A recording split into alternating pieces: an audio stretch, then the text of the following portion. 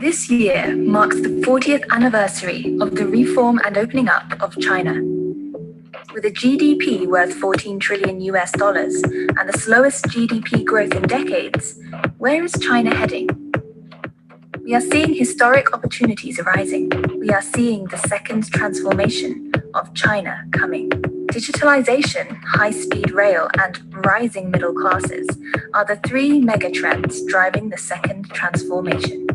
Powered by 5G, AI, and IoT, digitalisation is going to connect everything and everyone, intelligentizing all industries. The high-speed rail network is expanding the boundary of metro areas and connecting all cities. Hundreds of millions of rising middle-class people are ready to spend trillions of dollars for better products, better services, and a better living environment. We see that China is transforming into a smart, urbanized city. One key success factor of which is to make all cities smart. China has started smart city initiatives in more than 500 cities, and more than 500 billion RMB has been invested. 过去的这一年很不寻常，世界发生了巨大的变化，疫情也带来了巨大的挑战。在今天所有巨大的不确定当中，有一件事是确定无疑的，那就是数字化的趋势没有改变。数字化以前只是让一些企业活得更好，而今天是企业活下去的关键。数字化的进程本来可能需要30-50年才能完成，现在却被大大的加速，这个过程很可能缩短到10-20年。在所有的我们面临的不确定当中，数字化是我们现在最确定的巨大机遇。数字化会真正撬动中国的内需，我们14亿人口的内需远远没有被发掘。数字技术的发展会让中国内需进入一个全新的阶段。未来的城市的发展就看谁的数据更丰富，谁的计算更快，谁能够真正理解数据，保护好数据的安全和隐私，用好数据来促进经济社会的发展。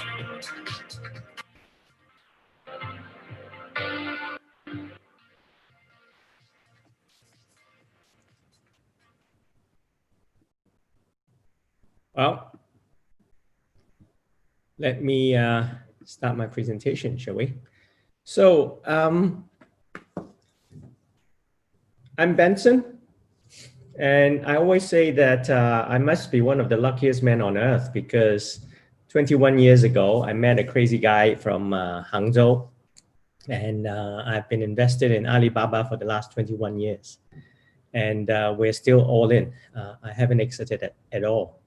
So we were the first round investors, and more than in terms of how much money we made, it was a journey that was really, really eye-opening for me. And so much so that 2 years ago, I started Venturous Group. Our new mission after 20 years is to make cities smart. And the reason I will tell you in the next 30 minutes why this is so compelling to me. And this is not just making even more money. This is about serving the citizens. And this is all about, frankly, for me as a civil engineer, finally, I get to build something. Okay? So if everybody's ready, I'll take you into a new world. Okay. Let's see. Okay, great. Now, today, we only have about 30 minutes, so my original presentation, there are 4 parts to it. I'll only focus on the middle 2. The first one, you guys all understand it. I don't need to tell you all about why there are smart cities and all that. So I'll just focus on what smart cities are and what impact it's going to give. First of all, to me, smart cities are like the CPUs of the old digital economy. These are very deep tech central processing units.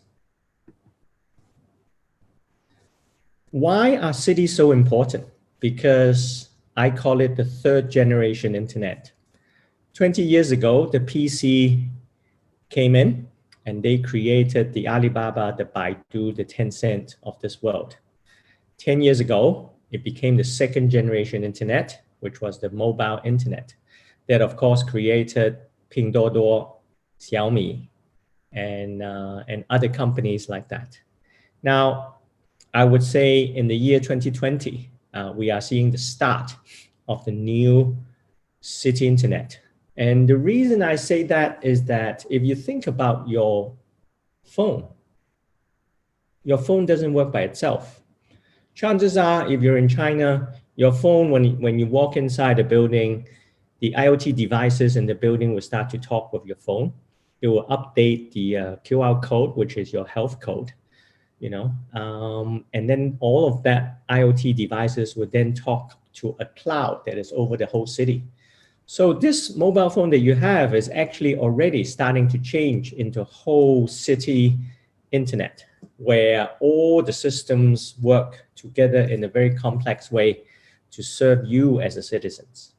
Now, what is important is that this is way bigger than mobile, because we will tell you that you are changing all the industries. It's going to be way faster than mobile, just like mobile was way faster than PC.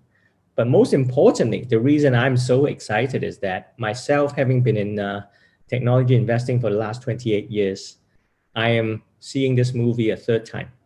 This is the third time the internet is coming again. And so that's why I hope to share some of the insights that we have seen in my first two, shall we say, watching of the movie. It's going to be massive, okay? And it's very complex, like I said. I don't know how many of you actually know that something like 800 towns and cities with a population bigger than 1 million has been quietly upgrading themselves to becoming smart. I happen to be invested in a company called Eyes of Stone. We will tell you more about it. For the last 8 years, they have already served out of the 800, something like 170 towns and cities, working very closely with the mayors and delivering projects like entire citywide smart hospital networks, smart traffic networks, city brains, and all that. So for the last 8 years, that has been ongoing. And what is happening is that in 2 years' time, there will be easily 1,000 of these towns and cities, and they will start to form a network. And they will become, I would say, the centers of the new digital economy that is, in a sense, quietly being built inside of China. So that's why I say that this is going to be massive, and this is going to be very complex. And to give you a sense of the scale, a typical small little township, let's say in Hong Kong, let's say it's Tai Kung Shing, okay? That's about 2 square kilometers. A small township like that, you need to integrate basically 100 buildings in which there are easily 10,000 companies, each with their own IT department. And within that area, you would have every year roughly 1 million residents, customers, and also travelers who pass through that district. And in order for us to get a smart city or a smart town out of that and integrating all of that, you can imagine this is no joke. And that is why that we want to focus on the complexity. And of course, if you're going to do the complexity, it has to be deep tech. Otherwise, you just ain't going to be able to do that. It's 3 key areas. Everybody, you must have heard about the digital infrastructure. 5G, everybody's talking about it. AI, IoT, industrial internet, data centers, and so on. The digital infrastructure is needed, and without which no cities can become a digital economy. Just like 100 years ago when we all started to become trade cities, just like Hong Kong, you needed a container port in order for trade to happen. The second thing I would also say is, of course, there are a lot of new technologies that are emerging, some of which you have already seen, if you see in the center block. some of the things you have not even perhaps heard of. We are looking at, for example, edge computing. We're looking at augmented reality. We're looking at eyeglasses. We are looking at, Saibo was saying, digital twin. We are looking at virtual reality. We're building citywide, what we call BIM plus GIS plus IoT type city models. And trying to get all of them working together, this whole integration to create a unison, almost like trying to make the whole thing into a motherboard so that all these complexity and scale can all work together. That's no joke, okay? And that is why another way that to make sense of this very complex city is I say to people, what if we can make the city programmable? And you can. Because with all of what we're doing with the digital twinning and everything else, we are effectively creating a programmable city. And this is what I call a next generation economy. We went through the industrial age, we then go to the personal global trade economy, and the next iteration is what I call programmable economies. So that's the technology side. The other side that is very important for cities is that it is all about people. It is going to be the urban centers of the new, what I call all digital natives, like my daughter who's 25. And for her, I'm sure in 10 years, she will choose cities to live in, just like she choose a building to live in today or a hotel that you check in. You will never check into a hotel with no Wi-Fi, correct? That's called a dumb hotel. In 10 years' time, you will never, ever live in a dumb city because you can't work, you can't live, you can't play. So that's why I say that cities are so important. And that's why I'm so excited, because with the new, in a sense, programmable city where everything serves you as the citizen, you will be living inside the technology. It will be all around you. It is already all around you. It's just that because you don't see it, you don't feel it. But in the future, you'll feel it even more. And there are lots and lots of benefits out of it. I would just take 3 of them. Number 1 is, of course, you'll be a lot more productive. Just like today, you can Zoom from anywhere. We can connect anywhere. We don't all need to be in the same room. You can live with a lot more choices. You can choose to live outside of a big city. You don't need to put up with the Beijing pollution or Shanghai. You can live, 100 kilometers away, and the 5G will make sure that you are effectively working inside the center of the city. And the other thing that is even more, I would say, revealing is that today's cities are very cold and disconnected. You don't even know your neighbor.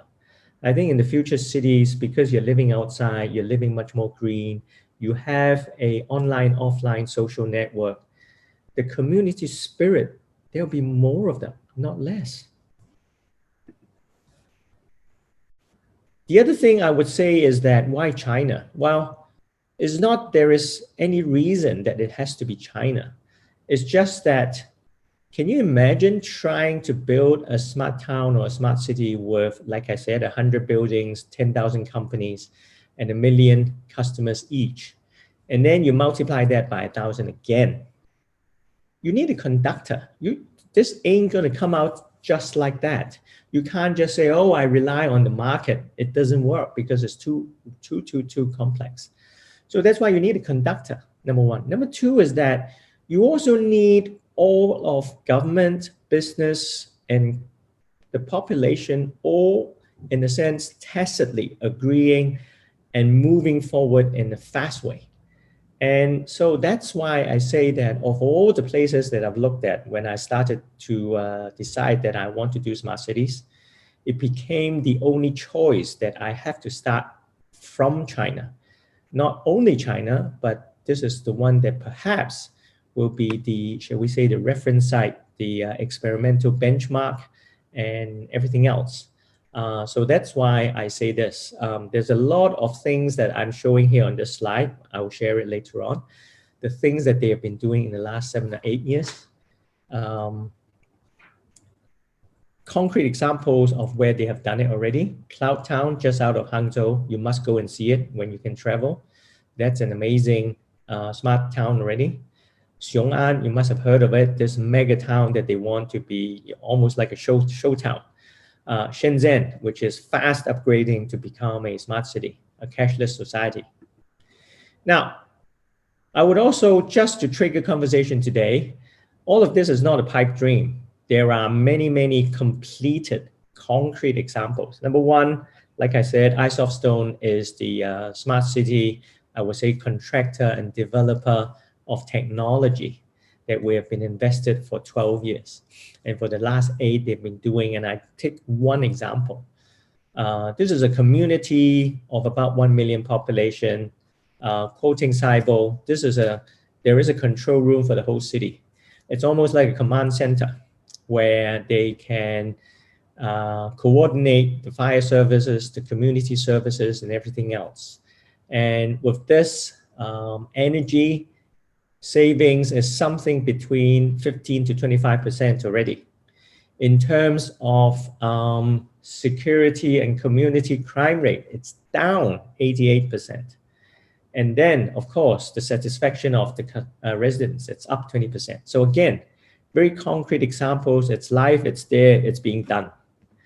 Another one on a smaller scale is Arab, who is another strategic partner of Venturous, is that instead of doing a whole district, they do one building. And the idea is that, what if I have an operating system, a command center for every building? Wouldn't that be great? Yes. So here's what you can do with it. Number one, again, lots of energy saving. Number two, you can start optimizing and the performance of many, many aspects of the buildings. And by the way, you know, if you're in Hong Kong, you should go down to One Taikoo Place, because that is the first building in Hong Kong that has fully adopted this Arab technology in terms of running the building much greener, much more efficient, and much more effective. So that's all for today. I just want to have enough to provoke people to ask me more questions. And I guess what I'm trying to say to you is that if there's one place that we should all start to look at, it is in China. Not because of any reason, but just because that they, of all people, realize that in order to be in the digital economy, you have to build the digital infrastructure. And they have started the transformation since 8 years ago. So with that, I'll pause and perhaps pass it back to Andre, and then we can have a chit chat, shall we?